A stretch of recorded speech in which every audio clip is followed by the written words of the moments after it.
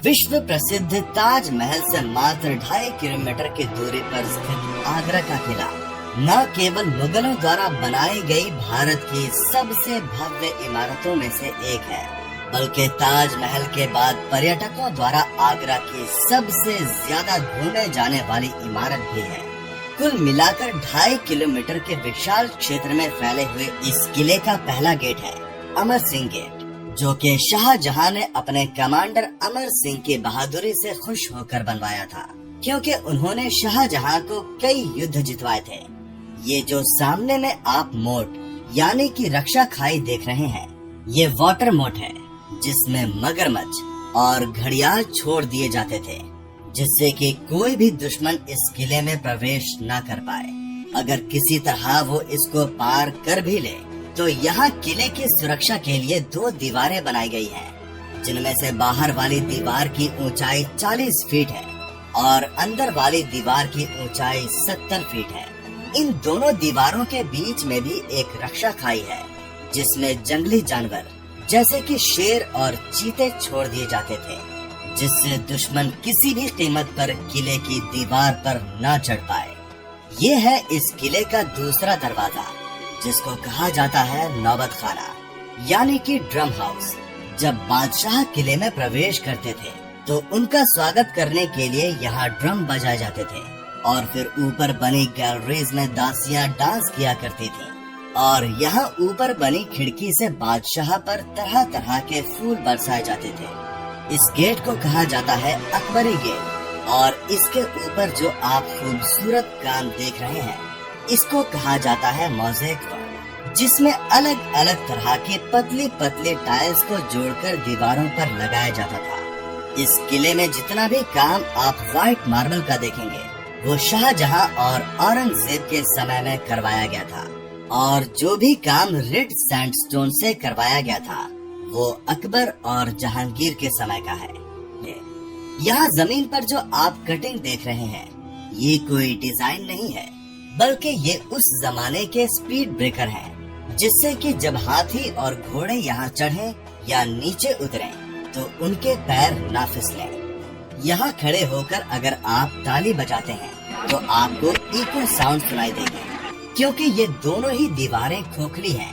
इनको खोखला बनाने का कारण ये था कि अगर सारे दरवाजे पार करके किसी तरह दुश्मन यहाँ तक पहुँच भी जाए तो उनके घोड़ों के पैरों की आवाज से बादशाह की सेना सतर्क हो जाए। ऐसी स्थिति में दुश्मन पर वार करने के लिए ऊपर से पत्थर के बड़े बड़े गोले फेंक दिए जाते थे। अगर दुश्मन दीवारों का सहारा लेने की कोशिश करते थे तो एक तरफ से गरम तेल और दूसरी तरफ से गरम पानी गिराया जाता था, जिससे कि वो फिसल कर गिर जाए और पत्थर के गोलों के नीचे आकर मर जाए। इस गेट को कहा जाता है एलिफेंट गेट और यहीं से हम इस किले के बाहर आएंगे। यहाँ दाएं ओर में जो आप दीवार देखेंगे, वहाँ पर अकबरी महल हुआ करता था, लेकिन 1761 में जब भरतपुर के जाट राजा सूरजमल ने यहाँ आक्रमण किया था, तब उन्होंने ये पूरा महल ध्वस्त कर दिया था। ऊपर में जो जगह आप देख रहे हैं, वहाँ मुगल सैनिक खड़े होकर किले की सुरक्षा किया करते थे और युद्ध की स्थिति में वहाँ से दुश्मनों पर तीर भाले वगैरह चलाया करते थे। ये है जहांगीर का बाथ टब यानी कि स्नान कुंड, जो कि उनको उनके पहले जन्मदिन पर उनके मामा ने उपहार में दिया था। ये एक सिंगल पीस स्टोन में बनाया गया है और इसमें कोई जॉइंट नहीं है। इसमें चढ़ने उतरने के लिए 3 सीढ़ियाँ बाहर और 3 सीढ़ियाँ अंदर की तरफ दी गई हैं। जहांगीर जब छोटे थे तब उनकी दासियां उनको इसमें स्नान करवाया करती थी, लेकिन जब वो बड़े हुए तो वो इन सीढ़ियों की मदद से खुद अंदर जाकर नहा लिया करते थे। ये बाथ टब पहले अकबरी महल में रखा रहता था, लेकिन सरकार ने पर्यटकों को दिखाने के लिए इसको बाद में यहाँ रख दिया।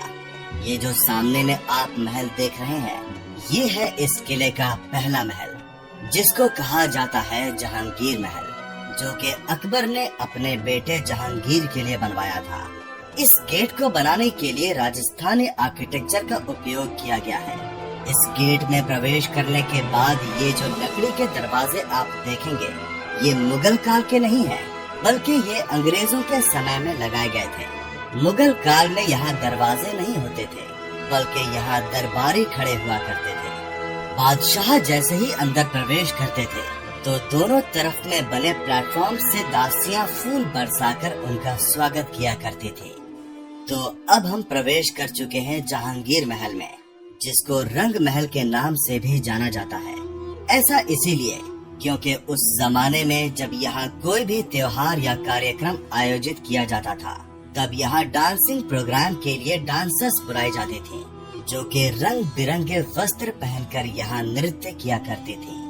सबसे ऊपर वाले हिस्से में बादशाह बैठा करते थे और उसके नीचे में जो आपको आर्च नजर आ रहे हैं, वहाँ उनकी दासियां बैठकर यहाँ होने वाले कार्यक्रमों का आनंद लिया करती थी। महल के इस भाग को जहांगीर के बेडरूम के तौर पर जाना जाता है। यहाँ जो जालियां आप देखेंगे, इनके पीछे में 4 फीट का गैप दिया गया है, जिसमें एक गलियारा बनाया गया है। इसको बनाने का कारण ये था कि उस जमाने में अलार्म तो होते नहीं थे, तो इस गलियारे में दासियां घुंघरू पहनकर घूमा करती थी, जिससे जहांगीर उठ जाया करते थे। जहांगीर को पढ़ाई करने का काफी शौक था और उनको 7 अलग अलग भाषाओं का ज्ञान था, तो ये उस समय उनकी लाइब्रेरी हुआ करती थी। लेकिन क्योंकि इस इमारत को बने 450 साल हो गए हैं, इसीलिए ये आपको काफी खराब स्थिति में दिखाई देगी।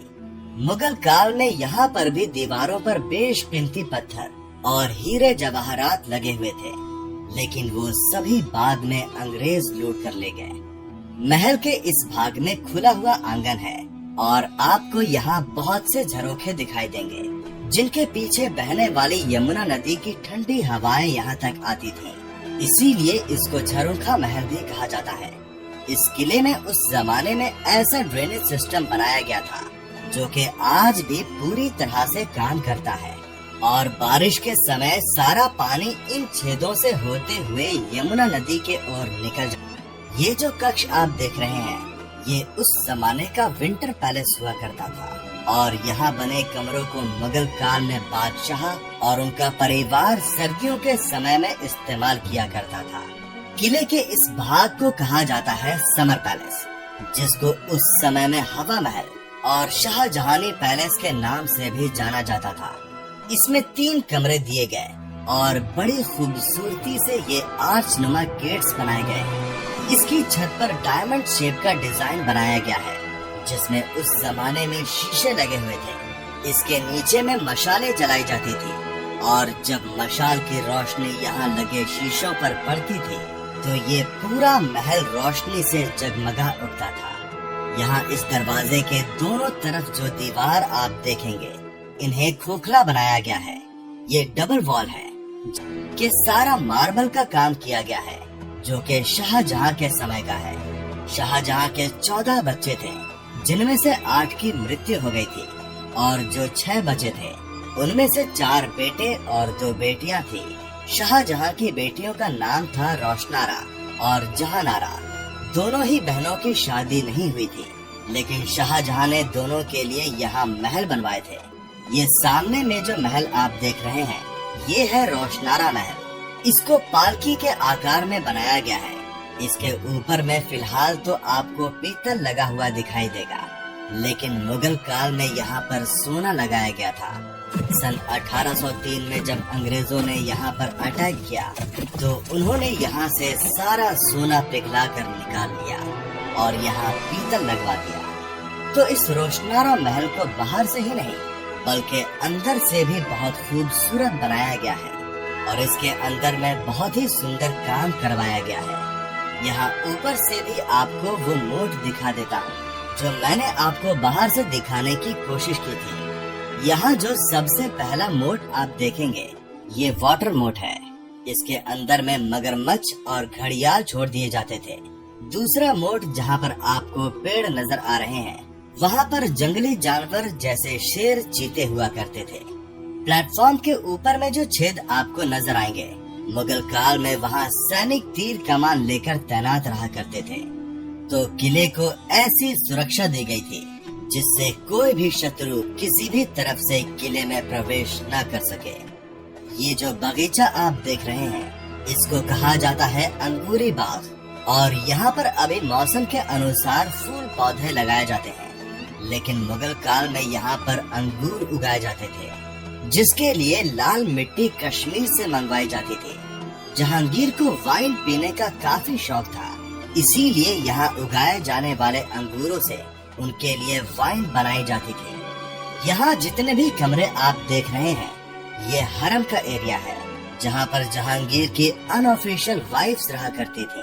जो सामने वाली इमारत आप देख रहे हैं, ये इस किले की सबसे महंगी इमारत है और इसको कहा जाता है खास महल। तो ये है शाहजहां और मुमताज महल का बेडरूम, और इसीलिए इसका नाम खास महल रखा गया है। यहाँ पर आप काफी सारी पेंटिंग्स देखेंगे जो कि साधारण सी दिखाई देंगी, लेकिन मुगल काल में ये सारी पेंटिंग्स गोल्ड की हुआ करती थी। कहा जाता है कि उस समय में यहाँ 1008 किलो सोना तो लगाया ही गया था, बल्कि यहाँ बहुमूल्य हीरे और रत्न भी लगाए गए थे। बताया जाता है कि जब यहाँ सूरज की रोशनी पड़ती थी तो ये कमरा पूरी तरह से जगमगा उठता था और नजारा देखने लायक हुआ करता था। किसी जमाने तक तो ये महल अपने असली रूप में रहा, लेकिन जब अंग्रेज यहाँ आए तो आग लगाकर यहाँ से सारा सोना पिघला कर ले गए। मैं आपको बताना चाहूँगा कि अभी भी कुछ जगह आपको यहाँ किया गया असली सोने का काम देखने के लिए मिल जाएगा। जैसे कि यहाँ की छत पर, यहाँ पर जो छत पर आपको कड़े नजर आ रहे हैं, इसमें उस जमाने में झूमर लगा रहता था, जिसमें रात के समय में एक दीपक जलाया जाता था, जिससे ये पूरा महल सुनहरी रोशनी से जगमगा उठता था। यहाँ पर उस जमाने में खूबसूरत कालीन और बेड भी हुआ करता था, लेकिन वो भी अंग्रेज लूटकर अपने साथ ले गए थे। इस महल को वेंटिलेशन देने के लिए यहाँ पीछे की तरफ में जालियां भी बनाई गई थीं। इस महल को बादशाह और उनकी बेगम के प्राइवेट महल के रूप में बनाया गया था, जहाँ मर्दों का आना पूरी तरह से वर्जित हुआ करता था। यहाँ महिलाओं के साथ किन्नर सैनिक और दासियां हुआ करती थी। यहाँ सामने की ओर में जो आप मैदान देख रहे हैं, इसको कहा जाता है मीना बाजार। उस जमाने में यहाँ पर महीने में एक बार बाजार लगाया जाता था, जिसमें सौदागर लोग बाहर से यहाँ पर आते थे और बेशकीमती चीजें बेचा करते थे। लेकिन वो उस दरवाजे से नहीं आते थे जिससे हम आए हैं, बल्कि सामने बने इस दरवाजे से आते थे, क्योंकि वो दरवाजा केवल शाही लोगों के लिए हुआ करता था। बादशाह वहाँ बैठते थे और रानी उनके ठीक सामने उस जगह पर बैठा करती थी। यहाँ जितने भी दरवाजे आप देख रहे हैं, ये मुगल समय के दरवाजे नहीं हैं। उस समय के दरवाजे खराब हो गए थे, तो सरकार द्वारा यहाँ पर ये दरवाजे लगा दिए गए। यहाँ बने इन कमरों को उस समय दस्तावेज रखने के उपयोग में लाया जाता था, यानी दीवाने आम और दीवाने खास के सारे सीक्रेट डॉक्यूमेंट्स इन्हीं कमरों में रखे जाते थे। ये जो आपको पत्थर में छेद नजर आ रहे हैं, ये उस समय में मशाल टांगने के लिए काम में लाए जाते थे, जिससे कि जब यहाँ रात में मीना बाजार लगाया जाए तो उसमें अच्छी रोशनी रह सके। यहाँ नीचे बने इन पता था। अभी थोड़ी देर पहले हमने दीवाने खास देखा था, और ये जो इमारत आप देख रहे हैं, इसको कहा जाता है दीवाने आम। इस जगह पर आम जनता का दरबार लगता था और यहाँ पर बादशाह अकबर आम लोगों की परेशानियाँ सुनकर फैसला किया करते थे। अकबर ने यहाँ एक जंजीर लगाई थी, जिसको कहा जाता था अदले जंजीर, यानी कि जस्टिस बेल्ट, जो कि 30 फीट लंबी थी और सोने की बनी थी। तो जब भी उस जंजीर को खींचा जाता था तो अकबर तक पैगाम जाता था कि आम जनता को कोई परेशानी है। उसके बाद अकबर यहाँ दरबार लगाते थे। यहाँ बीच के हिस्से में बादशाह बैठते थे, उनके दोनों तरफ में रानियां बैठती थीं, नीचे उनके मंत्री बैठा करते थे, और यहाँ जमीन पर आम जनता के बैठने के लिए कारपेट भी बिछाई जाती थी। जो भी इंसान उस समय गलत होता था, बादशाह उसको कारावास, फांसी की सजा या कोड़े की सजा दिया करते थे। और जो सही होते थे उनको इनाम देकर खुश कर दिया करते थे। यहाँ से अगर आप इन पिलर्स को देखेंगे तो ये आपको एक रो में नहीं दिखाई देंगे और एग्जिट गेट आपको पूरा नहीं दिखाई देगा।